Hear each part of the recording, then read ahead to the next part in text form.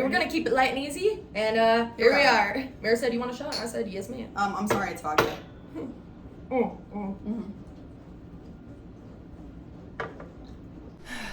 Da, da, da, da. Let's go. Okay, what? Okay. What's up, snitches? Welcome back to another episode of We Want Gossip with Meredith and Steph. We are back for a new episode, and we are going to be discussing the Bachelorette finale. A big F-U to Tino. Thank you very much. And, you know, we got always plenty of opinions, whether you care or not. And what do we have for Gossip of the Week? I am like, this episode, there's so much good stuff to talk about. Like, this is like a rare time. Yeah. Oh. Where it's like, I mean, believe me, there's always drama and there's always stuff in the news, but like, we've got good stuff. Yes. So not only the Tino Bachelor finale, but we have the Adam Levine scandal, Woo! Dancing with the Stars premiere, and Kardashians premiere. Let's get into it.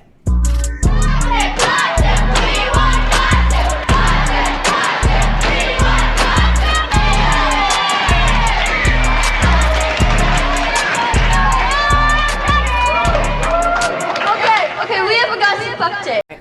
So it's spooky season. It is spooky season, and it's also a transitional season for these two over here. Meredith has literally created a monster out of me now. Like, I'm a whole new person. The rearranging of, like, your spaces at home. I have never been, like, in my, like, living room growing up or, like, you know, in my house. Like, my family was never a big rearrange of, like, the setup. And my mom does it as a pastime. I mean, it is literally, like, you guys just do it for shits and gigs. I think we literally have, like, a rectangle-sized living room. Like, you wouldn't think the amount of combinations. It's actually unheard of the amount of combinations you guys have come up with for your living room. It's like, insane. It's impossible. I literally look at mine being like, I got two options, maybe not even. Yeah. Like, maybe only one. No. And so first it kicked off with... We wanted to rearrange, like, me and Adam's, like, living room in our apartment. And, you know, it's, like, just the setup in these apartments, it's just never... No. It doesn't... Like, whoever did the construction doesn't make any sense at all. Right. And so I thought there was only one way to do it. And I'm just getting sick of it or whatever. And Mare has been dying. She's on her own, always, like, brainstorming what I could do with, like, my setup. Every single time I go and watch Milo when she's, like, away, I literally have to fight myself tooth and nail to not, like, do a surprise. Like, yeah. Brent's like, okay, enough. He's like, you can't just be doing that to people's houses. Her and her mom, Jenna, are like, how could we, like, redo her space? Absolutely. Like, not that even, like, that it's always bad, but you guys are just so on it of, like, it's like, what can we do? It's like a refresh. You know, Yes. it's like when you're a kid and you clean your room. It's like, I'm a has new person. been. It's a refresh. And you know, also my boyfriend Adam has been dying to, like, he had this idea in his head of how he thought we could rearrange it, and I'm like, it just isn't clicking in my head. I'm like, I don't think that'll look good, and I was thinking it was going to be a huge undertaking. I've never been really into doing this. It's created a monster. It looks so good. Adam was gone for a weekend. Meredith said, we are doing it. I was giving pushback to her like nobody's business. I said, every I will excuse be there. I had for not to do it that weekend or ever really, she was like, that does not even count. Here's a comeback for that. Well, like, she's like, you know, if it's like 11 and it's a little too late, I will be down to do this at 9 a.m. Like, and we did the full thing. Not only did we fully rearrange, but then we went to, her and Brett came with me, we went to IKEA, picked out a couple new cute things, and then we went back to my place, fully had to assemble. Brett had to assemble. Yeah, we were just given, you know, some encouragement. Yeah, moral support. And then, and we literally, all we had to do to completely revamp my space to the best it's ever been. I mean, literally, I'm exploding with how good it is. It's amazing. All we bought was curtains to hang and like a little like shoe organizer thing for when you walk in. Yes. That's all we bought. Literally. To make this space, and we just rearranged it. I'm not kidding, a new person, so that brings me to our next topic. I am now also having to make one of our rooms in our apartment like at-home office from our work. Yes. Because Meredith, Claire, and I have new jobs, and like literally my family cannot believe. They're like, no. They're like, we're working at the same place again. Like, they're like, it's honestly insane. Like, and my dad just figured it out. Yeah, I just told my brother last night. He goes, Steph is there too. I go, yeah. He's like, are you guys ever gonna not work at the same company? I go, it just happened that it just worked out that way. And I would not want it any different. We thought, all right, you know, we're going to be big girls. Like, you know, maybe this is where we kind of have to, like, not go our separate ways. Because we have every single day at 10 a.m. till 2 p.m. We are absolutely checking off our boxes. We are beating topics to death. It's like, no problem. But either way, do we have to keep working at the same company? Well, here we are. And I mean, chef's kiss. So it's been amazing. We love working from home. Meredith already has like a cute little desk setup that she's been working on. Like that was kind of already there, but now she's like revamping. Brett was working from home when we first moved out here, and so like to make it, he ended up hating the job and quitting. So screw that thing. But I kind of got it ready in there, and then I never used it. So I'm like, well, let me just try and like set it up in there. And I will say it is a game changer if anybody works from home. Like having just like a separate area. Yes, like because I always used to work in my living room when we worked from home during COVID, and it's just like. Then when you're done with work or you take a break, it's not really like you ever left work. Or like it's hard to check out of your like headspace if you don't have like a separate thing. Or even to get into the headspace to focus on work, getting stuff done. It kind of like, are you going to study at your college apartment or with your friends? Or are you going to go to the library? Oh, that's such a great point. Absolutely. It's the same thing. When you go into that setting, your mind is focused right on like, this is what I have to pay attention to. Totally. And with Steph, her boyfriend already works from home, so like their spare bedroom. So Brett obviously doesn't work from home, so I just take our spare bedroom and like it's just me fooling around all day. Already kind of had it set up. Now you're like revamping it to be cute. Yeah. So with Adam, it's like they use their spare bedroom as like a spare bedroom, but also an office. Yeah. So Steph is having to work in the living room right now, which is a problem because it's like if Adam ever wants to come out and like relax, it's like, well, Steph's he's on got a call. break. I have my Zoom camera on or whatever. It's like I can't. It just like is not fun. And also my back is breaking. I'm like sitting over the thing, like, and so we are now adding a desk and we rearranged the bedroom. And it came down to where because I'm like, this is a task I'm gonna own because it's my office that I'm redoing our entire bedroom. Adam didn't ask for this. We came to an agreement to where I can ask him for input and help, and if it comes to like a physical thing, like he took down all of the drawers and the dressers that were hundreds of pounds. He does the physical labor and the direction. I am like, executing on like the little nitty gritty. But that's like their that's their purpose. It's their purpose. Like I mean, we are the designers, and then Brett, Adam execute, like help us get the stuff to where it needs to be. Liked the bedroom how it was before, and he doesn't need a new office. I'm the one that's me and Meredith actually like being like, let's fucking do it. And so I had to completely, so we have this old dresser and it's heavy as hell. And we literally, when we moved in, it was like from his cousin down the hall that Adam used to live with. So we literally were like, free dresser. It's so heavy. We're at this moment. Adam was like, I'm not bringing it all the way down and like getting rid of it. So we're like, whatever. It'll be a placeholder. Yeah. It's been here for 3 years. And it's like just huge. It's not a huge room that we have. And so I'm like, the first thing we're doing is get rid of that fucking shit. And I know Adam wants nothing to do with it. I first of all cleaned out all of the drawers, which, you know, it's like random junk drawers of like random shit. And then I was grabbing the wood. I was ripping, because it was literally falling apart completely. Yeah. Like if I would have pushed on it, it would have collapsed. And that's the same thing with mine. I did the same thing when I first moved here. I bought a $60 dresser from Facebook Marketplace. It's a piece of garbage. And where I'm like, I'm not even willing to sell this to somebody else. I'm like, no, it needs to go in the dumpster, but my apartment complex won't let me put things there. Her apartment complex is on it with the trash. And I swear to God, I have a bone to pick. So I'm like, there's other shit that you guys need to be more concerned about updating on this shit than what we're doing with our trash when nobody's complaining. Right. So fuck. So I had to break down the entire dresser. So yeah, I shoved that bitch over. It all collapsed. I got it down into pieces. Adam ran it down to the dumpster. It was like hundreds of pounds. Totally cool. So then I moved the bed over and cleaned out under the bed, everything. It is like looking good in there. And Mare's always right because I'm like, it sounds like such a task to like take on. Like I have to clean under the bed, do all this organization. It took me on FaceTime. Literally on FaceTime. 5 minutes, 10 minutes, not even. Mare goes, wait, you're already done? I'm like, yeah, it was 0.2 seconds. 2 seconds for me to collapse the dresser. Bed's moved. Today we're going to fucking IKEA. I keep doing the high fives. Go. And I've only been to IKEA one time, and that was when we redid our living room a couple weeks ago with Mare. And Swedish meatballs. Nothing better than a good IKEA run. I'm like dripping sweat thinking about it because I'm so excited. And I have to put together this desk and I have to put it all together. Well, Brett also, Adam probably put it together, but Brett was like, if they need help, I go, I'm already volunteered our services. And when I say ours, I mean yours. Oh my, they are on call. No, they're on call. And it's like, I just can't wait. It's like, this is my favorite stuff to do. And you have created a monster out of me of like, it's doable. And it's not as hard as you think it's going to be.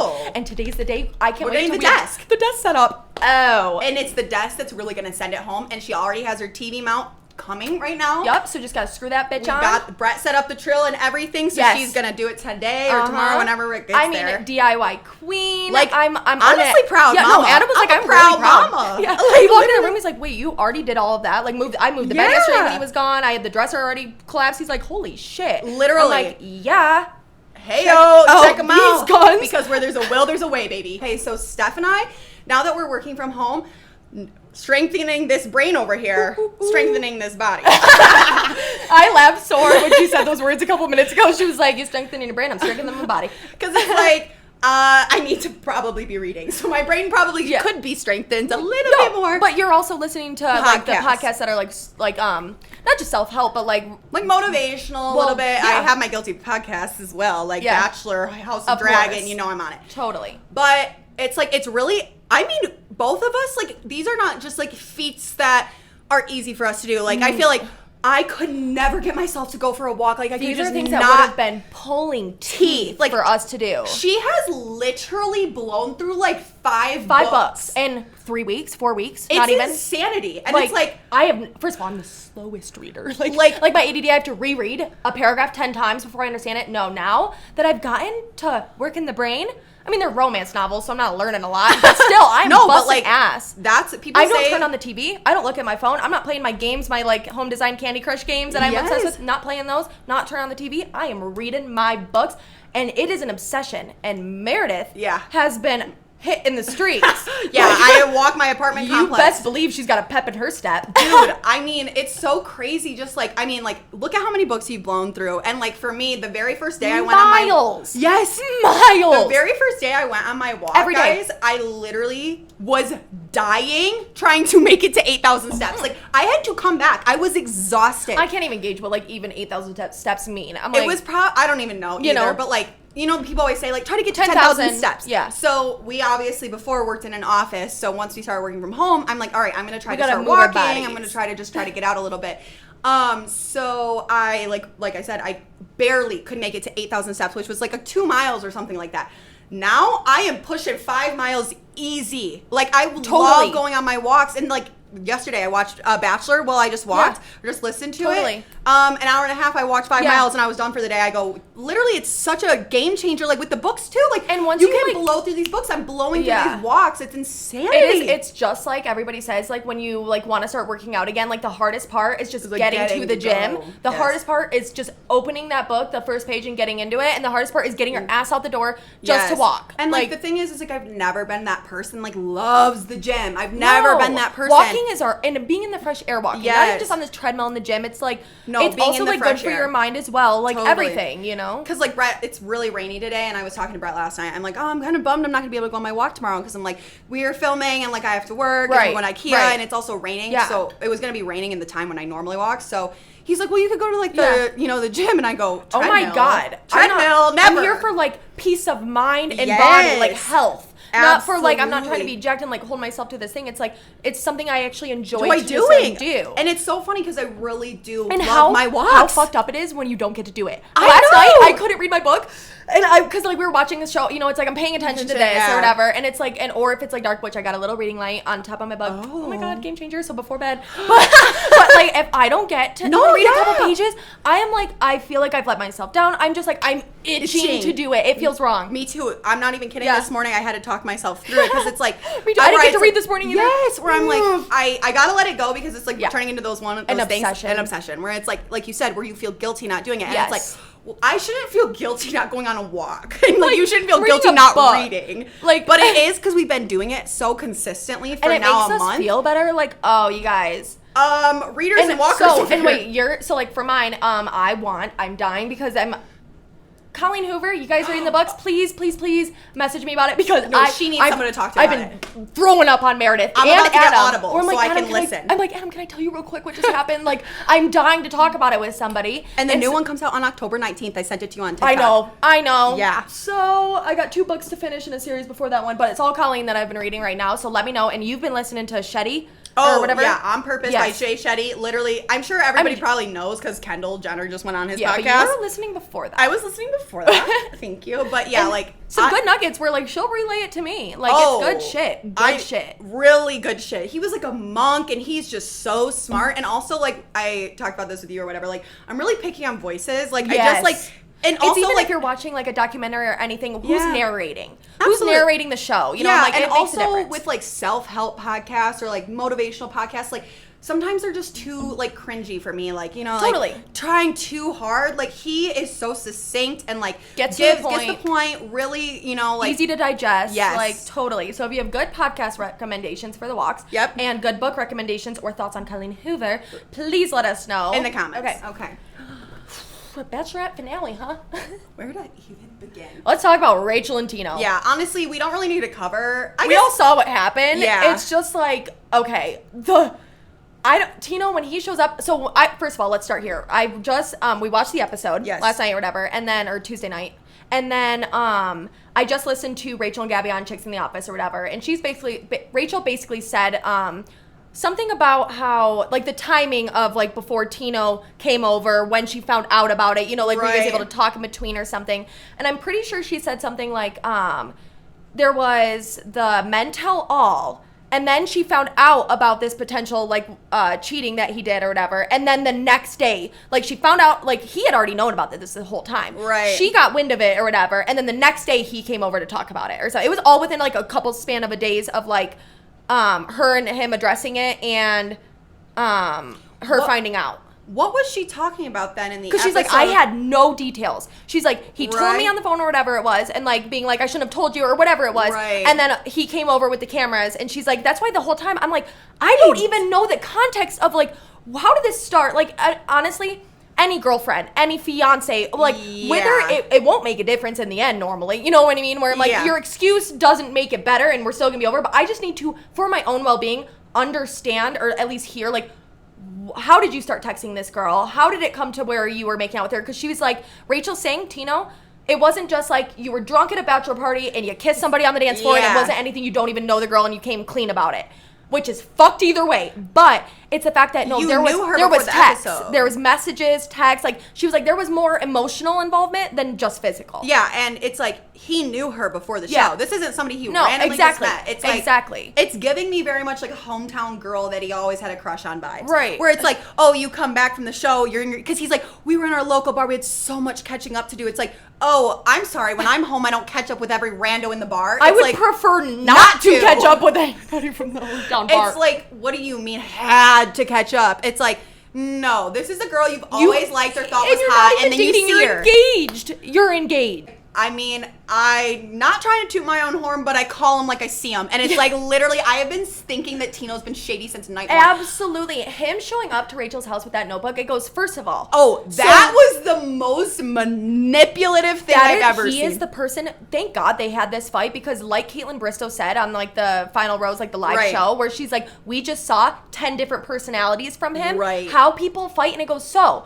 when me and you, we're engaged, and we're going through either personally or together, either way it's together, whether it's personal, like your own thing you're working through or not, it's still a together thing. Totally. And it's like, no matter what, I'm like, if you guys, so he's keeping tabs. That's the thing where I'm like, it's like when people in relationships mess up or whatever, and if you forgive them, you move on, or like anything like that, like you can't keep tabs on people. If you forgave them on something they did, or you know you've overcome whatever argument you were having, you're not allowed to keep going back to those little things that they did. It's like, we've already fought and gotten over that.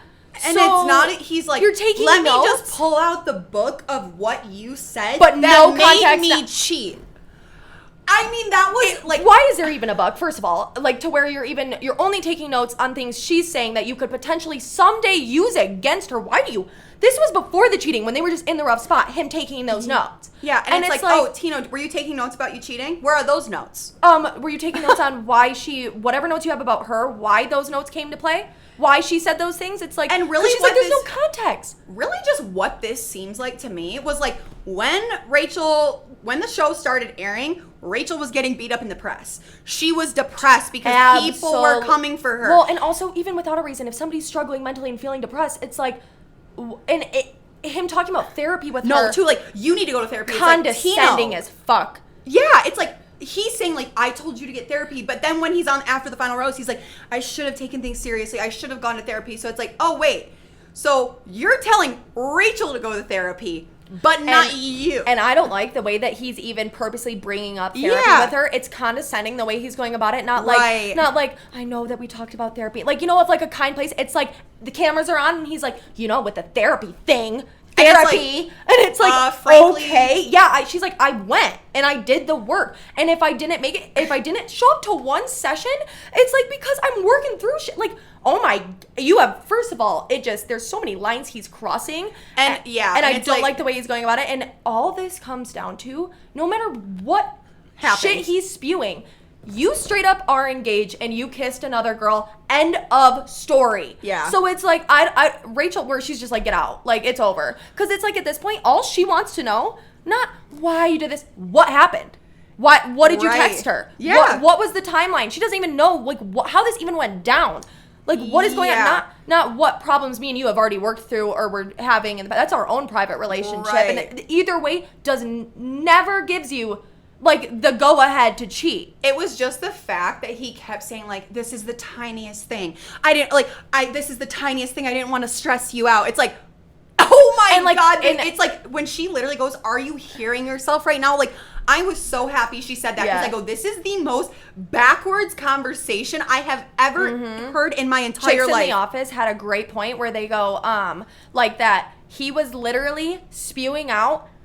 And that's why we saw 10 different personalities, was because he was trying every direction he could to see what would stick. You know, like will this one get her if I say this comment? Like, it's like, no, dude, own up to it. It's like, it is what it is. Like, and the most backwards comment that I've ever heard from anyone ever, and it's like, I feel like this is a common tactic that cheaters use or whatever, where they're like, I made out with that girl and it made me realize how much I love you. He said, like, fuck that. I kissed that other girl. No. So that helped me realize I love my fiance.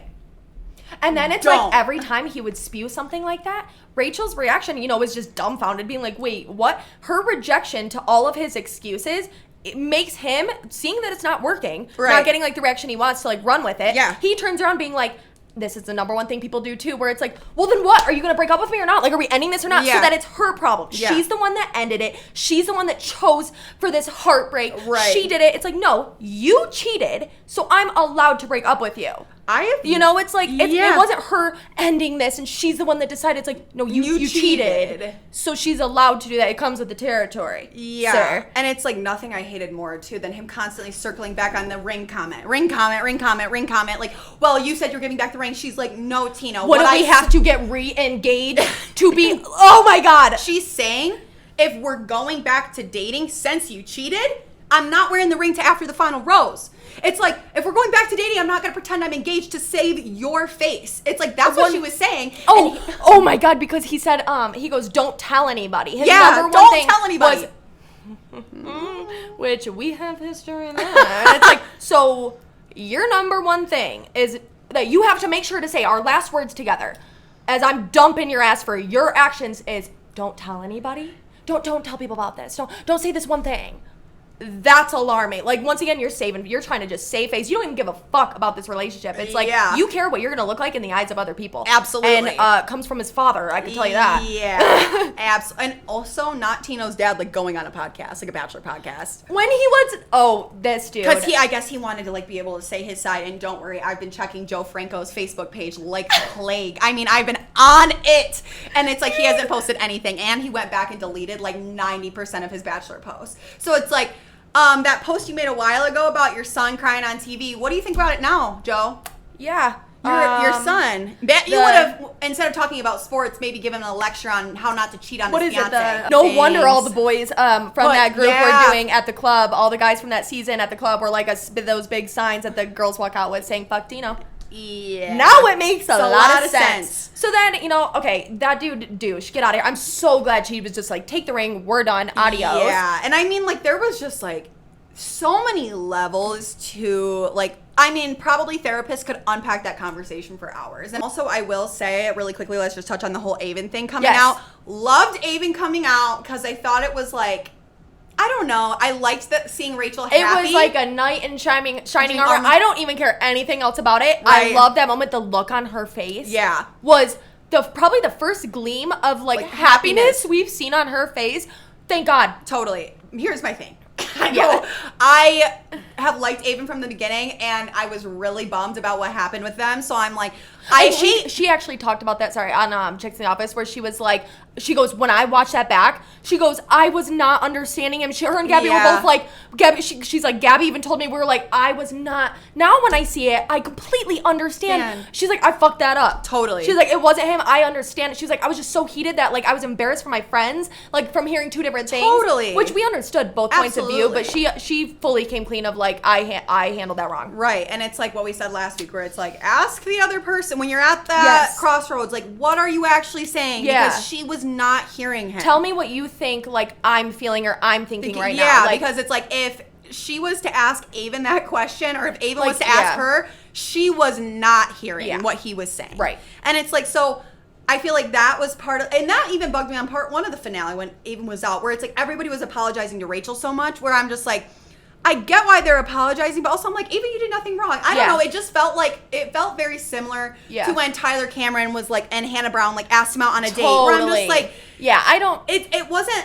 That train might have already left the station. Yeah, and also it's like, I hate nothing more than saying these words, because it's like, I don't feel bad for Tino at all, but like, I will say in that moment when I saw Tino's face, I was like, I don't like Tino at all, and I feel a little bad for Tino at this moment. He kissed another girl. Yeah, he did. So, you know what? Rachel didn't make out with Avon in front of him. That's true. It's like, you locked lips with another bitch. You can see the knight in shining armor just standing there being like, let's go talk. That's a valid point. But I agree with you. I was like, I hate this. And it's like, I don't want 1 second for anyone to feel bad for Tino. That's probably why I didn't like it the most, because it's like, in that moment, I was like, I agree. And that felt like a too far moment for me a little bit. I agree. And, it's like, and then I also felt uncomfortable for Avon, because he had no place to go. He was just standing there. Yeah, and Tino was like, when they're like wrapping up the show, Jesse's like, that was awkward, and Tino's like, yep. If I was Rachel, I would have stood up immediately and walked over. But they also, they're being told what to do. They're looking for cues. But like, I would have been like, let's go, grab his hand and let's walk up the stage. I'm not sitting here like waiting any longer. Yeah. Like, and honestly, if I was her, I'd be like, fuck the show. Literally.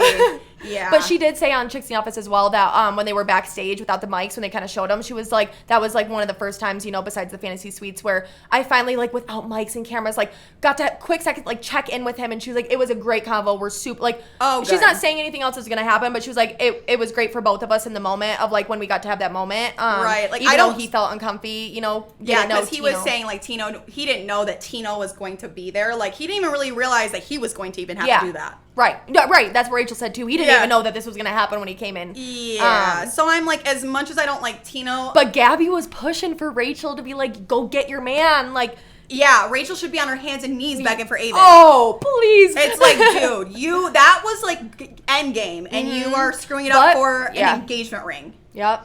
And it's like, God, that I was thinking, I was talking about it with my mom, but I'm like, I wish they could do promise rings at some point. You know, where it's like, because it's like, I get it, boyfriend, girlfriend. I totally see where they're coming from. The show needs to evolve, and I get it from their point of view. Like, I didn't come out of this to be dating.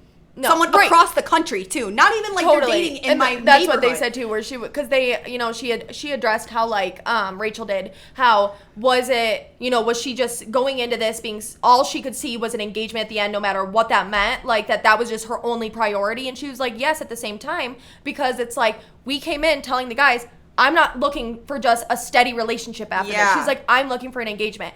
And that, whether that's like, I agree with you, because at the end of it, nobody should be getting engaged. That's craziness. And it's like, I understand. If you want it to last. I understand wanting it to be more than a boyfriend, right, but not a full engagement. Right. So I'm like, promise rings would kind of be like an in-between. I feel like what they need to do is like, not like, because I understand her saying that to the group of guys, being upfront at first to everybody, saying like, this is what I want, so that people that don't want marriage or don't want kids, it's like, this is what I'm looking for in my life. Yeah. But that's different than at the end of this show. Right.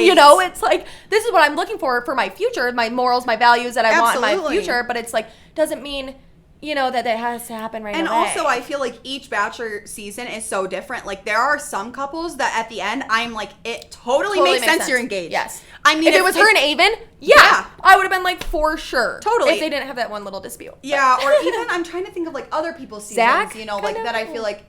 Oh, JoJo, maybe. Or like JoJo, where I'm like, because I feel like somebody made such a great point on Twitter. I don't know exactly like who it was, but they were saying like, we were promised double this season, double the drama, double the guys, double the engagements. And in fact, we have gotten half. Not even. don't know the guys nearly at all. We got one engagement instead of two. And it's been all about them. They wanted so badly for the girls to turn on each other, so that would be the drama. And it's like, that didn't happen. Yeah, it's like we were promised all this extra stuff, and it's like, frankly, this season was the least amount of in-house nothing happened drama. Until after the season. Yeah, it's like there was no drama in the house at all. All the drama was from the girls, and it's like that's what we were not wanting. We did not want it to be like Rachel and Gabby's drama the entire time. So I guess it's like that's just a different. I feel like they didn't have the villain this season in the house. Yeah, totally. And the guys weren't taking the bait. And it's after the fact. Absolutely. And it's like Tino, I feel like did have villain energy in the season, but the guys just weren't taking the bait. No, 100%. Or we just didn't see it. Like whatever. That's true. But then for Gabby, doing great. Yeah, she's doing great. I actually am happy for her and Eric. I was happy they addressed the text, but they didn't address the text I wanted addressed. They didn't address the text that was sent after he came back. Well, they were both saying, like, even Gabby on Chicks in the Office was saying that that was all before. Everything that was, like, sent was before. You can literally see where it says June 10th. In the text, at least. I mean, those could be... And he says, like, Maybe she was talking about, like, the other text, and it's like, I do... Because the text we're referring to, that one I had a problem with, where he was like, I think about you all the time. And that was after he got back. He was saying... And he was really apologizing, so it's like... When I was reading it, he could have meant two things. Like, if he was being shady, he was, like, trying to slip it in, like, I think about you all the time. Or he's apologizing, being like, I think about it all the time. It's not something that I just brushed over my shoulder and was like, forget that, girl. It was like, no, I know what I did to you and that was wrong. Totally. And also, I would just like finally someone wants to admit that they came on the show to get famous. Like, Eric, too, where it's like, he even says in the text, like, this is a new opportunity for me for a career and stuff. And it's like, I wish someone would just say, like, I wish he would have said, when I came onto the show, the chances of me beating out 30 other dudes is not great. Even making it past the first night. Exactly. He's like, so I'm looking at this as an opportunity. If I fall in love, great. Yeah. It's like, I wish you would have just said that instead of like, I'm like, it makes sense that you're saying it's not real because it very well could not be. Totally. It's like probably half of those guys weren't in love with Gabby or Rachel. But it's like, I wanted them to address that text. Yeah. And also Caitlin Bristow, Michelle Young, they all were saying that they thought they were brought on the show and they were in the audience to address the blackface stuff with Eric. Yeah. And they were like all... photos of Eric from high school. Yeah, he dressed up as Jimi Hendrix and did blackface. And it like was trending all over Twitter and stuff. And like a lot of Bachelor contestants were upset about it. Right. I've seen numerous people speaking out about it, just being like, so you'll address that and not that. And they never cover on these, like, after the final... What we actually want. Yes. Same with Shanae. Shanae and, like, the... ADHD, which I'm like, it's not as... obviously detrimental as what this need to be talked about with, but like, but still you literally made fun of someone's mental health over like, and I'm over sorry, and over. like either way, like both things, everybody's been pissed off that did not get covered. You think they would have learned from last time? Absolutely. And especially when Caitlin and Michelle are coming into this being like, that's what we thought we were here to talk about. Yeah, and I will say when Becca talks, I mean, she was like, putting an air horn to Garrett because remember how Becca was engaged to Garrett from her season, and when everything hit the fan with them was when the Black Lives Matter protests were going on and everybody was posting the black square. And remember when everybody was doing that?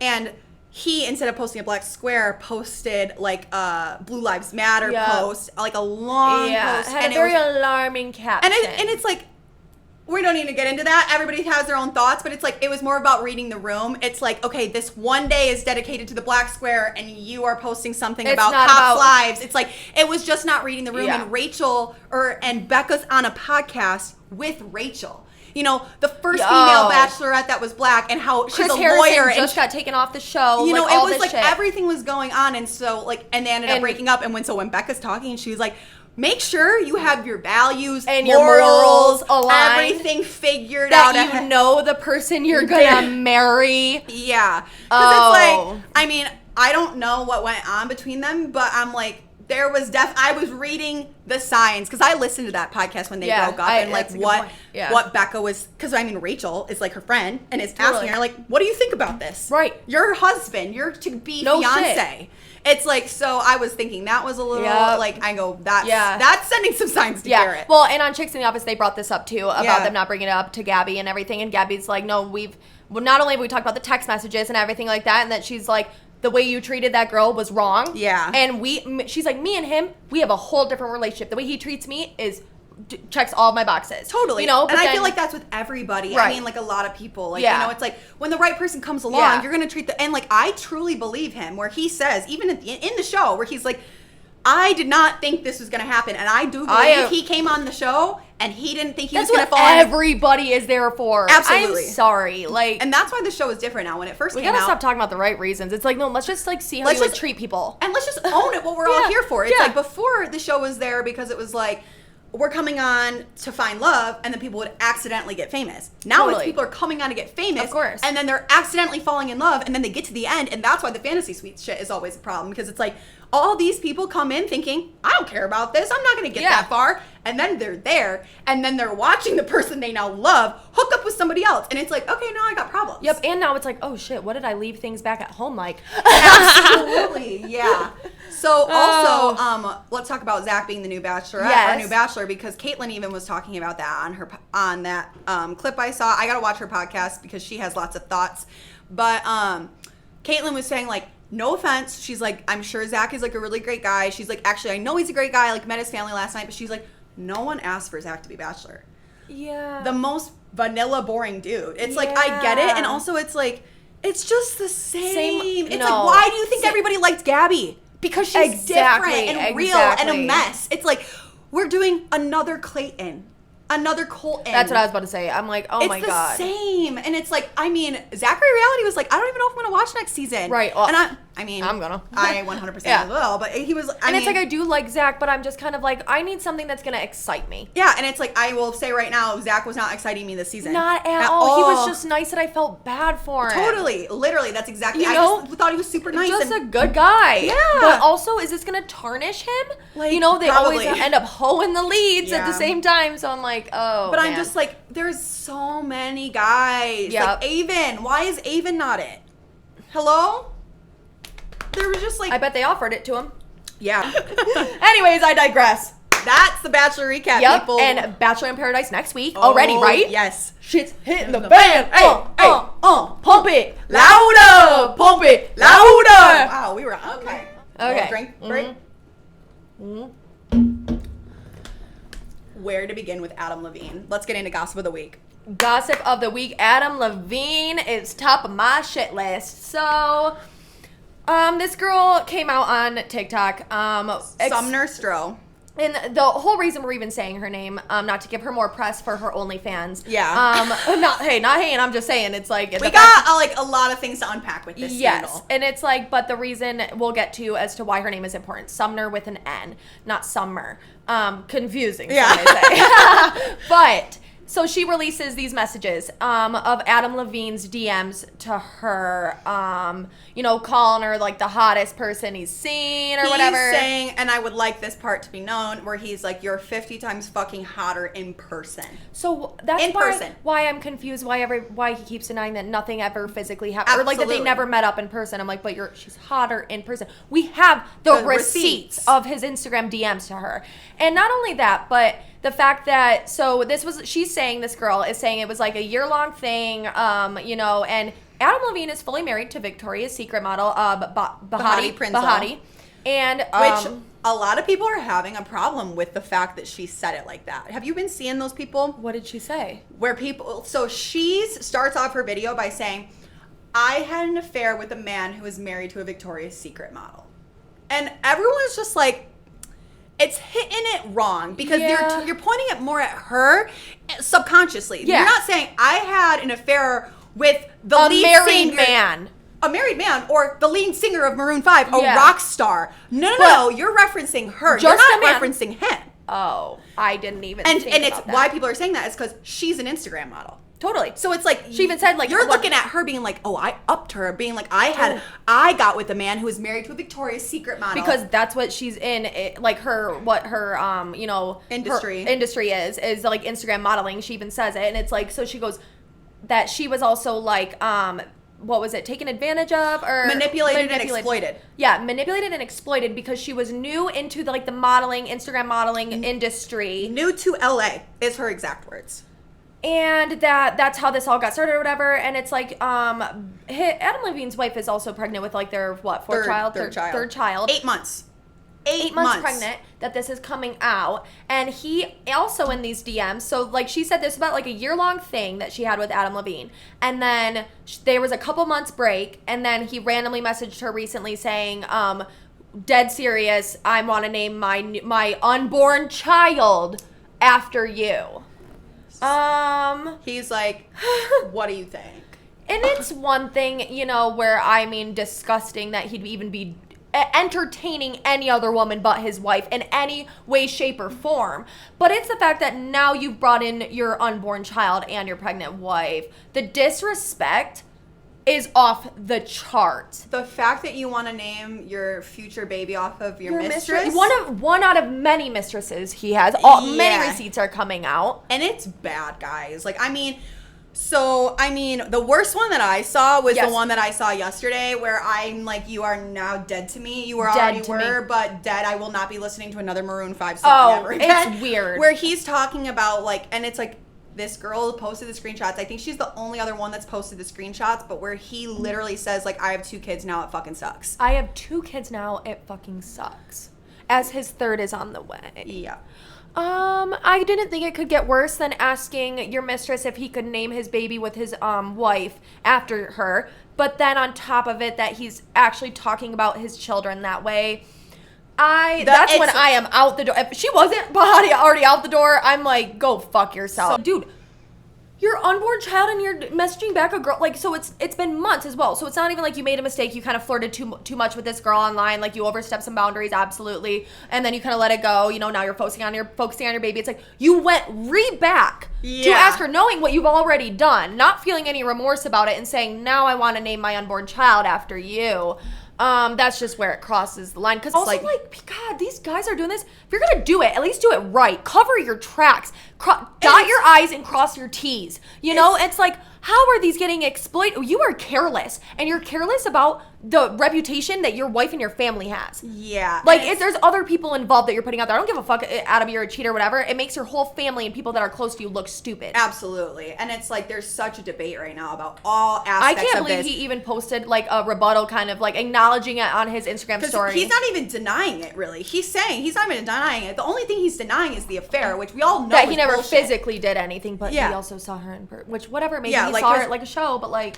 Yeah, like, oh, you're 50 times hotter in person, but, like, we've never had an affair or anything. We've never even... I don't believe it as far as I could throw it. So, like, but, I mean, so many people have been going back and forth about this Sumner girl. Like, I mean, have you been seeing Emily Rada? Like, she is, I mean, so this one woman, Sarah Foster, I think she's a TikToker. I think she might be famous for something else.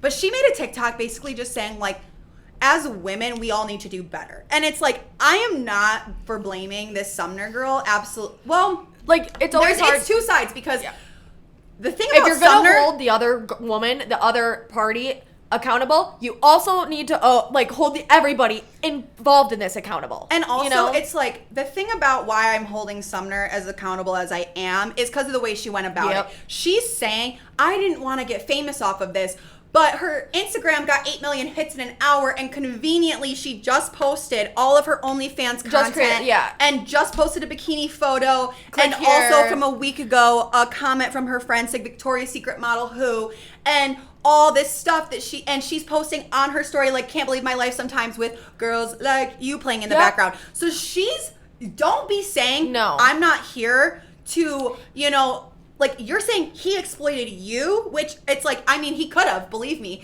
But it's like, anyone that's being exploited and manipulated here is the wife. It's like, you are saying you were exploited while you're releasing your private DMs with each other and then benefiting it from your OnlyFans. 100%. As if she's saying, like, that she doesn't want that out of it. But she's not even sorry. Well, she's not even remorseful. No, and she even said the first video. The whole reason that she even started this video, or even is posting this, is because she had shared these screenshots of her DMs with Adam to some of her, what she thought were close, trusted, like, friends, and that she got wind that one of them was going to sell it to the tabloid, so she wanted to get ahead of it. No, you were going to sell it. You knew. Oh, which is also another thing. So Perez... She could have denied it. If it was sold to the press, Perez, I'd be like, that's literally fake. That was edited. Well, like, and Hello Taffy made a great point. She's like, if someone was going to sell it, she goes, sell it. She goes, that would be enough to scare Adam's shitless. She's like, no so shit. sell it. Pay me off. But so also, I can deny it. The thing about her is, Perez Hilton, somebody reached out to him saying like, Sumner's ready to take this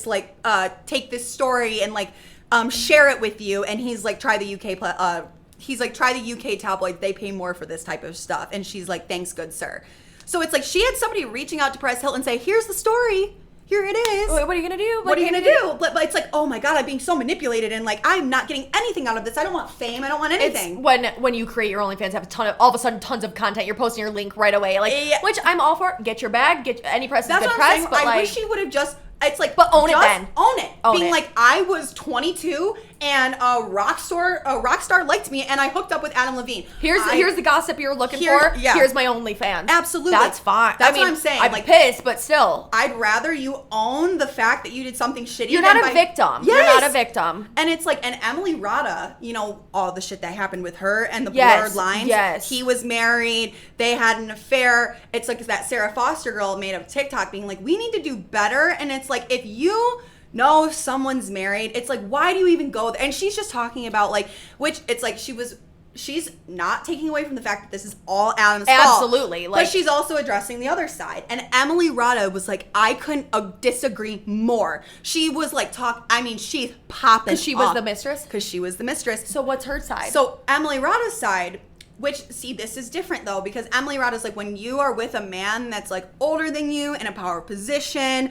A full-blown rock star, world known name, household name. And it's like with Emily Rada, I get it because like with her experience, they were on set. He was like sexually, like, you know, he was being weird to her on set. Like he was like, it was like this weird power dynamic. She's hired in as the model. He's the singer rock star. You know, it's like, which I totally understand that power dynamic. You were already that is put in that position of like you're one-on-one with him. And you're 19 and he's 40. Like that's really, you know, like, and that's, and you're here as a working model. That's different than you're just doing your own thing. You live cities, whatever, how far away, and you're just getting a DM on Instagram from a random rock star. Exactly. You had the moment to be like, I mean, honestly, you know, people would entertain that. It's a rock star. A famous person, you're going to like respond or maybe entertain that. But it's the fact of like, either way, you know, it's like the values and the morals are there either way. I don't care the circumstance. It's like, dude, like I could see how if Emily was saying she was exploited or taken advantage of. Yes, like this that makes girl, sense. I'm like, you were not taken advantage of.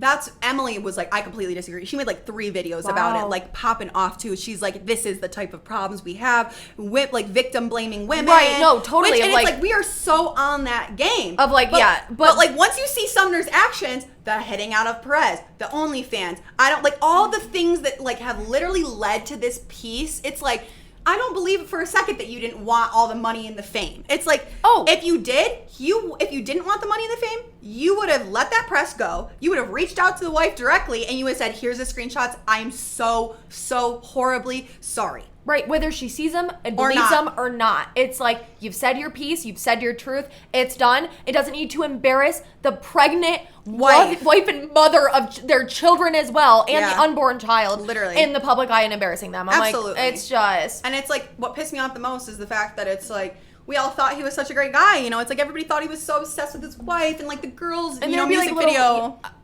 With him when she's walking down the runway at the Victoria's Secret show and he's in the front row like like I remember being like, oh my god, he's like, and then girls like you came out and I was obsessed with that music video, so we're like, I'm like, oh, it's got his wife in it, their baby, it's so adorable. We all just thought he was like this wholesome awesome dude. Nope. So, you know, never meet your idols. And I think this is a perfect segue into our next topic of Kardashians. Chloe 2.0, but poor Chloe. Oh, or Coco. I have so much So I have not seen the newest episode. I'm so pissed because she chose to listen to the Chicks in the Office podcast because watching the Kardashians. They were having Rachel and Gabby on, and I'm like, oh well, we're going to talk about Bachelorette today. I'm like, I want to see if there's any new like stuff. Pieces there, you know, they would fit the topics. And then I thought at the same time, that Kardashians weren't on till this evening. Mid watching the Chicks in the Office episode, I see that it was like something popped up of like somebody had watched like a response to the Kardashians new episode. So I'm like, oh, it's out. Yes. But I'm like, I'm just starting this. I feel like I feel like with the last season of the Kardashians, it wasn't until the end of the season that we like were on a cliffhanger or something to actually like talk about. Yep. And so I was like, well, chicks in the office, I'm gonna get some good shit from Gabby and Rachel we didn't get from after the final rose. No, indeed, Mare said because I didn't get anything really new from watching. Like, great episode, chicks in the office. Not trying to hate, but you know what? Like, there was no really new information necessarily. Well, Meredith said no. This was a good episode. She thought for sure I'd watch it. So Mare, tee it up. Okay, wow. I'm mad. We're watching it after this. No, literally, it's a really good episode. And I thought they were gonna wait until the end of the season to talk about Chloe's baby. No, first episode, and it's like the whole episode kicks off with Chloe coming in and sitting down and telling all the producers, and it's like none of them know, and it's like she is being so sincere and like and I mean she's not even looking at the camera, like it's like she's I saw the tears in her eyes. Yeah, she's like looking sideways. You can tell she's telling her producers because a lot of these producers literally have been with them for like since the beginning of Keeping Up with Kardashians, so it's like they're like family at this point, and she's like telling them, and she's just like, it's the hardest thing because of what happened with True. You know, it's like 48 hours before she gave birth to True, early, she found out her like boyfriend was cheating on her with her friend, the baby daddy Tristan.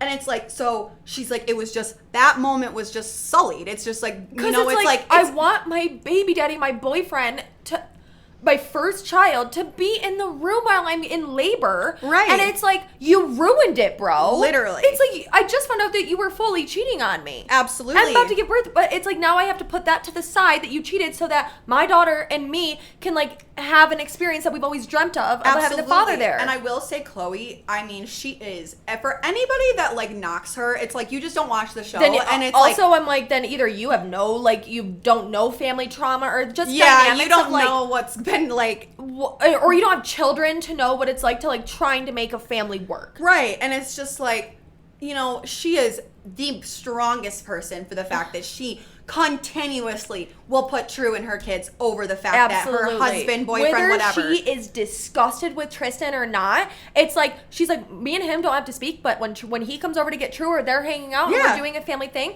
there's no animosity between us. We're not talking about what we need to talk about, and there's nothing more than you're the father to my child, but you're not she's done everything to work at not only making Tristan work on himself, even though that turned to shit, right? But she was like trying to make the best for her. It's just like, it's bullshit that people hate on her, but oh, if it was a random person on the street that's like trying to do this and like make it work, people would be like, oh, let me help you. Yeah. It would be like, I understand why you're trying to like, right, like think about how many people stay with their like their boyfriends. How many people though have even without even children being involved have gone back to their ex-boyfriends hundreds of times over and over and over again. And with like Chloe, it's like, yeah, I'm sure you have mistresses, but for Chloe's point of view, it's like up until that moment, their relationship was perfect. Right. They had done the work. She had worked on it, and that's embarrassing too, where she understands the embarrassment here, because she has also been advocating for him to not only the entire like world and all the viewers, but to her own family of being like, Tristan's working on it. He's always like, you know, he's always like there. You know what I mean? Like, and he did present. Like, he did a lot to get her back. I mean, like if you watch the show, I mean, a lot of groveling, and then a lot of therapy, a lot of like, and also what's hard for Chloe, I'm assuming, is the fact that Tristan is such a good dad. So it's like, imagine. The love doesn't end. It doesn't stop just like that. So you it's like a child together. You look at your baby and you're like, that looks like your father. Like, and also imagine like watching the person you love their kid. It's like, I was just talking about that with Brett. I go, my ovaries are gonna burst watching with our kids. 100%. So it's like, so you're supposed, and then Tristan's such a good dad, so it's like, obviously she wants to remediate, like, and make she it grew better. up in a household that was kind of like, they were great. They did great at blending families, totally. But like to where she knows what it's like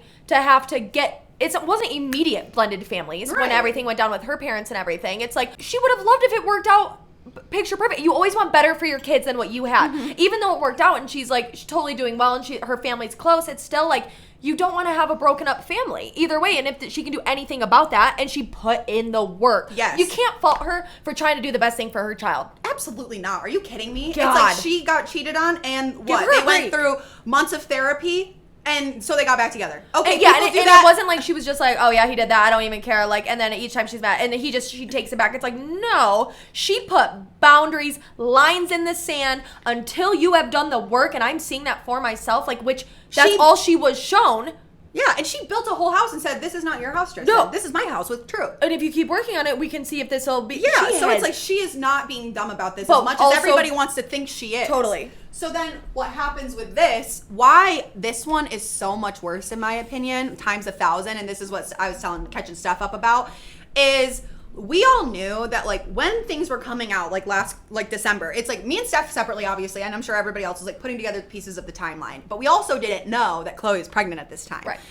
But basically what we talk about in this episode, the premiere, is like how Chloe was low-key trapped into this pregnancy. Yeah. Because withheld from a lot of important information that would have probably played a factor in whether or not she had another baby with this man. Yeah, and that he withheld. And let me remind you where we ended last season, what the final words of the episode were. Kim saying to Chloe, if this is not the biggest sign that you should not have another child with this man. Oh my God, did they show that in the episode? Because I forgot about that. That's what Kim said to Chloe when Chloe had literally 2 days before had the embryo inserted into the surrogate. Because, and also, like we've said before, everybody's saying, oh, she doesn't want to mess up her body. Why is she doing a surrogate? She has, I guess, clearly once a million times. Why are people talking on the Kardashians if you don't even pay attention to what actually is going on? No, it's like Kim almost died in her last pregnancy. Chloe did too. It's like the trauma, or like just like having to work through like having a baby that you didn't grow inside of you, that because you physically couldn't. Physically couldn't. Like, for any man to even be talking on that, like, BFFs even, I'm like, sorry, Dave, but you were wrong on that point. Yeah. I'm like, I don't even want to hear you talking about that. I'm like, she tried for a long time. It has nothing to do with her body. Especially with Chloe, how much she loved being pregnant and loves she wanted that more than anything, and that's the only reason that she was even from the get-go with Tristan, like before she even took him back, was willing to have another baby with him, is just because how great of a father, and like that they were so good at co-parenting without being in a relationship with True, and she wanted another baby. She couldn't physically do it herself. And she's seen how like that it worked out with Kim to do a surrogate, so she was like, I'm not ready for that step. And last season, everything of like, I don't want to. We've tried it a few times. I don't really want to go down that route until we know for sure. Finally gets to the point. Literally has the embryo with the surrogate. It's all done 2 days before Kim makes that call on last season to her. And then being when they like, figure it out, when Tristan is having another baby with his other mistress, it's all new, and that was actually on his 30th birthday when he was still groveling to get you back. He still cheated on you. You threw him a birthday party, or was it his birthday or her birthday? It was his birthday party, and then you flew over or whatever, and then like that weekend he flew out and had sex with her, and then now you're having a baby. So she finds out about this extra baby as 2 days after she does the embryo with the surrogate, and she fully now has another baby with him, and he has known since July. And well, he already knew he fucked that other girl. Oh yeah, but he found out about the baby months before. This was Thanksgiving. Thanksgiving, like the couple days before Thanksgiving, was when the embryo was inserted, and then she found out about the mistress the first week of December. That's 1 week. And he found out about the pregnancy on July 2nd. And he was pushing her and pushing her. We got to get this embryo, like. Yeah, and that's what she was saying. She's like, I don't want to say like necessarily like he tricked me or trapped me, but she's like, there was definitely like pushing and like a deadline to like, let's get this going. You knew damn well that the information you were withholding would have played a major factor in the huge life-altering decision I was about to make. Yes. It's like, so you damn well knew that you were having a baby, and you rushed me to get our surrogate pregnant, and then I find out a week later that you're having a baby with someone else. I mean, and it's like... And as if her world isn't already like that, because everybody is the first point at Chloe, and it's like, and I know we all hate on Tristan, but I don't even know how there's even a ounce to say about Chloe. I'm like, and also with people where I'm like, so if you've never been the person that gets back together with a boyfriend that you've broken up with back and forth, on and off, you damn well have a best friend that has done that. Exactly. And it's like, one thing you need to know about that is like, when you push like somebody you're close with, or you're being pushed to like end a toxic relationship where everybody in your life is like, dude, you need to end this. It's like, until you can be pushed, people can push all they want on others like that. Doesn't matter. Until they will just break up with them then because they were pushed to do it. And then guess what? The cycle will repeat. They will get back together with that person until it is that person's own choice. They have come to the decision by themselves and they are okay with that. Right. it's just going to continue. Absolutely. You know? And I'm like... it's like, I mean, believe me, I'm not in any way saying cheating is ever okay, but there are a lot of times that people do make mistakes.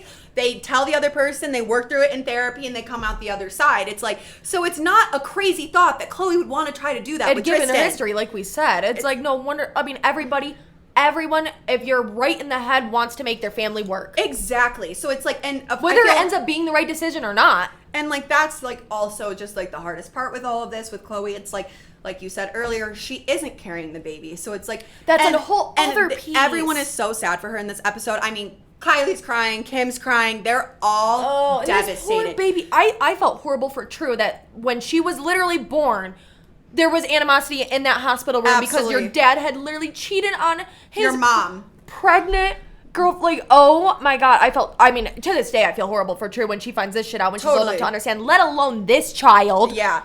And like with Kim, obviously Kim has done the surrogate thing, she knows, and she was saying like, and she's talking to the camera, I mean, just sobbing, and she's like, the surrogate thing is such a hard thing in general. She's like, but what gets you through the surrogacy is planning with your partner of like what the nursery is gonna look like, and something what of like the all the clothes are gonna look like, have. and like all the fun things that are gonna come from the baby.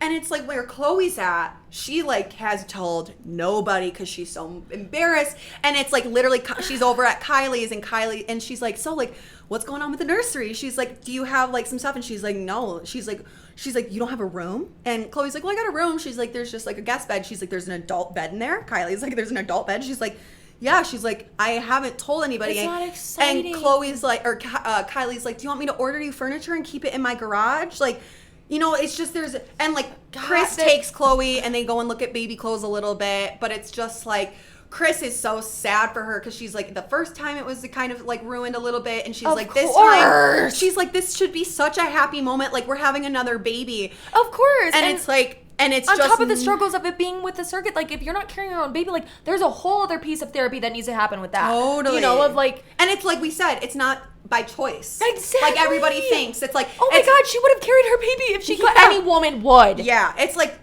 it's just so funny how they get it, because it's like there's so many women. Tyra Banks had a surrogate. There are so many people that have had surrogates in that light, because it's not because it's like, because they're so famous, because their careers have always taken precedent, it's like they're later in life, so they do, like, their bodies just can't keep up. And it's like, as much as anybody wants to point fingers at that, it's just the way it is. It's like, nobody's looking at men when they have kids in their 60s. So it's like, Chloe's like 35, 36, she can't. It's like, her body just can't. Oh my, this whole episode, I have felt so bad for her, and she's just like, literally, you know, everybody says, like, and she's talking about herself, you know, Chloe's a fucking idiot. Chloe's so stupid. Chloe's so naive. And she's just like... so is everybody that has... that is acting like they have never done the same shit that's not even to the circumstances that Chloe is facing. Yeah. Oh. And Chloe, which they all have, like, a powwow without Chloe, and they're all talking about how they can rally around her and, like, help her in this time.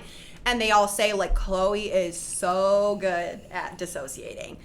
Like, and they're like, she buries her head in the sand, and she does, like, I mean, I can't even imagine being in that. I would dissociate all the time. Just be like, literally, this isn't real. This isn't happening. That's how we would feel even if we weren't in the public eye. Like, I would be like, my world is crumbling. And they're let alone for everybody to have an opinion on it. Everybody knows your back. Oh, my God. Like, when they were talking about, like, Chloe figuring out, Chloe was just like, okay. And not a reaction, not an upset. Did Chloe, does Chloe have 5 babies with 5 different baby daddies? No. Did Chloe do the cheating? Did she do all that? No. Right. It was him. He's a monster. A monster. And I've just keep it wrapped up, you. Literally. If I lived close enough, I'd be doing some, like, property damage. No, and it's like, so by the time, they all figure that out. And in this episode, we watch the delivery. We watch Chloe get the baby. Yeah, do we know the name? No. But we see Tristan meet the baby. We see Tristan, everything. Of them together? Yep. Oh my. We're watching this immediately after. I'm so mad. They all are talking. I'm like so excited to know the name. They're doing a tea to keep with Tristan and True. But they were like all talking about the baby names and stuff. It's a boy, right? Yep. But, you know, like with Chloe, you know, she talks about it, and it's like, with, you know, they figure it out in December. The baby's born July 22nd of 2022. And so she goes, and it's really interesting that they do this with the surrogate. So, like, right after the baby is born, they're there and they put the baby on your chest. On Chloe's? Right. Which makes sense. Well, yeah, the skin to skin or whatever it is. The skin to skin contact. But I mean, it is just crazy. You know, like she's there. And that's like the agreement, which I don't know how surrogates do it. Or even people with this, like, surrogacy. Totally. Like, anybody involved with that is the hardest piece of, like... Totally. But I feel like when I listened to Kim's surrogate talk about it, it totally changed my perspective. She's like... She goes, I think of this as a gift that I get to give other women, you know? And like, they've already come to terms in their headspace, but it's gotta be, like, you know... I mean, they had at some point get to that point that they're at of, like, being in an okay headspace. Totally. And it's like there are just some people that can have baby after baby after baby and be fine. Yep. You know, it's like they'll pop out 7 babies and they're totally chill. Right. So it's like, and also, I mean, they're being financially compensated well. Yes. And like if you do focus on the point of like that you're helping other families and that it wasn't like your eggs. Like it's not your sperm, the baby, your eggs. But still, I'm like, you carried the baby. Yeah. Like, and that baby's not getting put on your chest. I know. A baby's a baby and they're cute as fuck. You know, where I'm like, either way, you're exploding with like hormones. like, you know? Yeah, so so the way that the room works is they have 2 conjoining rooms and it's like the surrogate and Chloe and Kim would be in this room and then Tristan would be in that room. So like when Kim had hers, it was her and the surrogate and Chris, and then Kanye was in the other room because Kanye can't be in there when like the other woman's having pregnant or giving birth.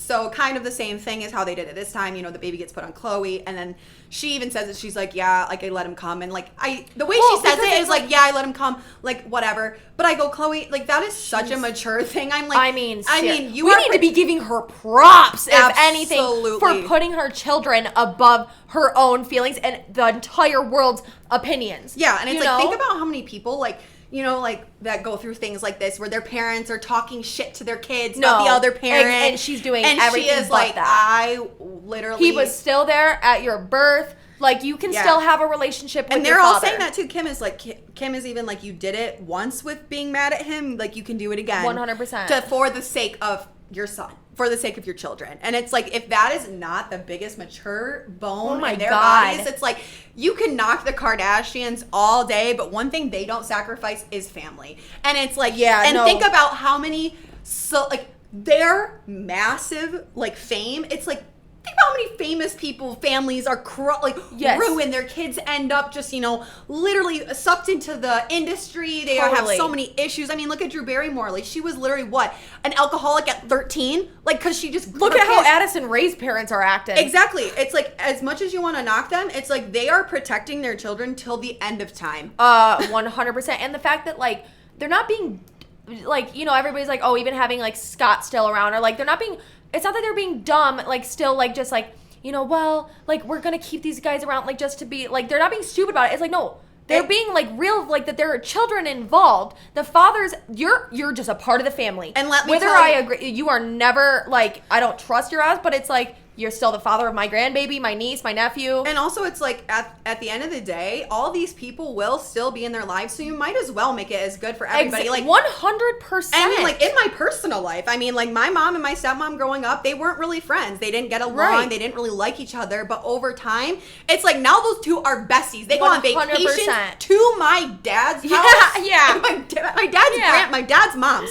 My mom and my stepmom went to my dad's mom's in Florida without him. And it's like, they're out at a bar and everyone's like, oh, this is my ex-husband's wife. And everyone's like what? And it's like, and like, they're best friends. And guess what? Now when we all get together, it's like, my dad loves priorities in life. Yeah. Like, it's like, everything is so much better when everybody just gets along. So it's like, especially for the kids' sakes. Like, it's like, oh my God. Because it's like, now it's like, well, Scott can be around Courtney and Travis and everything's fine. You know, it's like, why do we want the animosity? Nobody does. For sure. Okay, really quickly, let's touch on Dancing with the Stars premiere. I watched it real quick. Did you end up watching it? No, I didn't end up watching it, but I do plan to. Yeah. God, what is his name? He was from he's deaf, and he run for Kodak or whatever, or something like that. He won that Emmy or that Oscar. Oh yeah, Coda. Yeah, Coda, not Kodak. Coda, but the main actor or whatever in that, he's deaf, and that's a part of it. I watched the episode. Sorry if me and Meredith are like not on top of this, but I didn't know like that. Obviously, I didn't watch the movie or anything, but they gave him his intro. He's on Dancing with the Stars as like one of the dancers, and he's fully deaf. And his partner, they are because she's like, how do you train someone who can't hear Yeah. at all? He has got his like signer with him Right. and everything, and but he listens to the bass of the music. He did better than Heidi D'Amelio. He did better than half of the cast.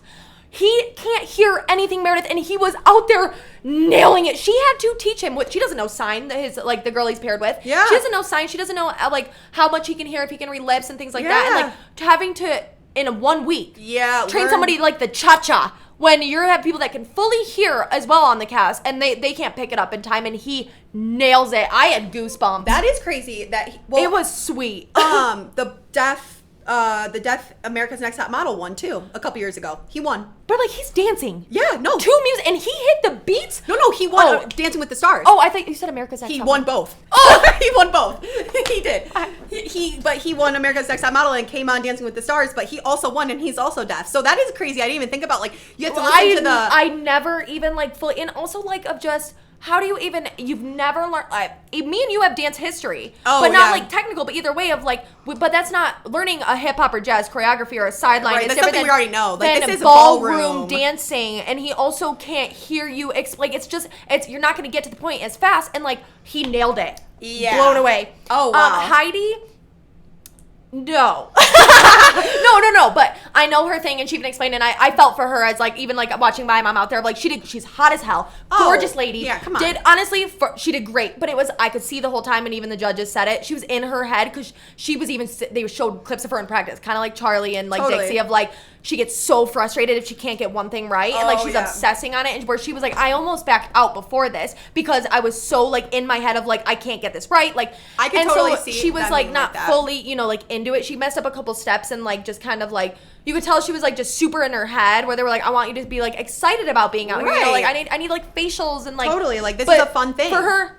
Gorgeous, sure. Yeah. But Charlie killed it, which I'm like, course. good for her, because in her documentary I was telling Mara about how like, her big thing of like, she's always been so passionate about dance, and then with all the hate and everything on TikTok and everybody, nitpicking anything anybody does, she was like, I don't want to post like technical dancing videos, because I don't want to get like ripped a new one when this is just my passion, not even to share with the world.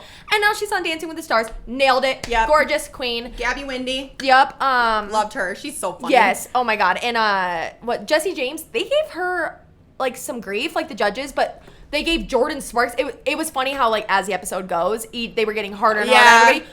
But the first two, they're like, oh, like Jordan Sparks, was worse than Jessie James, and they were like do that sevens, a lot, awesome job. Jessie James got there like, you need to like work on like keeping like things together. I go, what the fuck? She had the most showmanship out there, being like, what? Yeah. I am just happy that, Disney bought Dancing with the Stars. Yeah. They got the budget for it now. Totally. And we got some good and people believe on me, the show. I'm like the Tyra Banks thing. Oh, we are just my not over God. it from like, AGT. Like, and it's even like some of the judges, like I know people that we've never been since like growing up or anything. Like American Idol, we have history with. Yes. I don't have really history with Dancing with the Stars. No. Never. It's always just seemed so like 70s. Well, because like they've never had anybody relevant. Yes. Really. No. It's like there would be maybe one relevant person on this show. How funny is it that Kim did it? Kim Kardashian. Like she was on Dancing with the Stars. What the Yeah, and she said that it was the biggest mistake of her life. She said that she did not want to do it, and everyone was telling her to, and she's like, now would have been the time for her to do it, like where she's like had her kind of another peak in her life of like kind of like more confident, and probably would have actually like really owned that shit. Like, totally. And everything is so corny, kind of like AGT. Yeah, like so corny. So I'm fast forwarding. I just wanted to see a couple of the people and like how they did like the first off. So we'll see what happens. But it's also very unfair that Charlie D'Amelio is even a part of this, because it's like you are the most followed person on every single platform. Yeah. Just for being like the first to kick off TikTok, and it's like you just post one link, vote for me, whether people are even watching or not. Like, you've won. She's won. It's in the bag, and that's why I'm like, we need to start actually voting live for Gabby. For real. Voting for Gabby live. Okay, I think that is it. I am out of breath. I mean, like, there was so much to cover in this episode. Like, I was dying. I was like, I can't wait to hash this out. I mean, point A to point B. Round them up. Hey, round them up. All right, Stitches, that is a wrap on this week's episode of We Want Gossip with Meredith and Steph. Make sure to subscribe, leave a review, and I have finished putting together the Traverse City vlog with Tessa Rue, our bestie. It's going to be out this week as well, so go check that out. And we will see you snitches next week for another gossip update. The apple doesn't fall far. far from the tree? Yeah. The apple doesn't fall far from the tree. All right. All right. I'm buzzing. I'm proud.